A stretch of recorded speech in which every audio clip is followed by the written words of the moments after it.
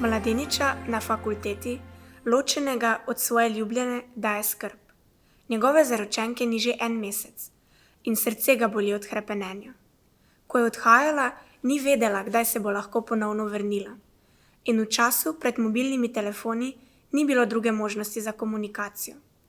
Vse, kar je mladenič vedel, je, da se bo njegova zaročenka po 1 mesecu vrnila. Okrog 28. dneva je njegova zaskrbljenost na višku. Tista ženska na drugi strani ceste, je to morda ona? Je podobne višine in ima isto barvo las, ampak ne, ni ona. Zazvoni telefon in mladenič hitro dvigne slušalko v želji, da ponovno sliši njen glas. Toda ne, je le njegov brat.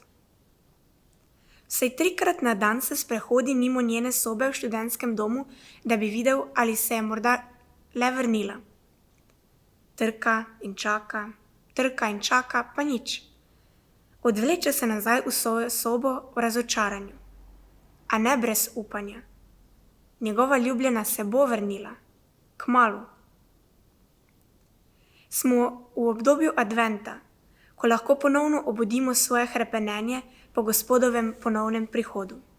Ja, advent je čas spominjanja na čudež njegovega prvega prihoda, ampak zato nič manj čas pričakovanja slave njegovega ponovnega prihoda, ko bo vzpostavljeno njegovo kraljestvo in bo vse kot mora biti, ko nam ne bo potrebno več biti zadovoljni samo z drobci njegove prisotnosti, ampak ga bomo lahko gledali iz oči v oči. Po 2000 letih čakanja je razumljivo, da smo morda zatrli to hrepenenje in se vdali v trudljivemu čakanju. Ampak če dovolimo, da to hrepenenje ugasne, bomo končali s prikrajšano vero. Naša vera se takrat začne usmerjati samo v to zemeljsko življenje in v to, kaj lahko dosežemo tukaj. To je zagotovljena formula za obup in zaskrbljenost.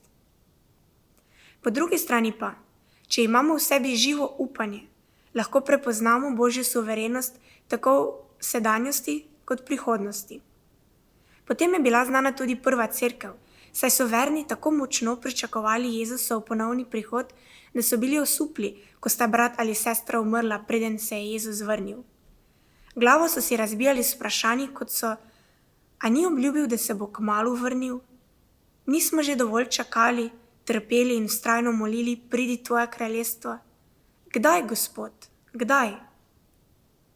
Advent je obdobje, ki nam je lahko v pomoč, da se spomnimo svojega prvotnega upanja, da ponovno vžgemo to hrepenenje in se naučimo moliti: pridi tvoje kraljestvo, z gorečnostjo prve cerkve.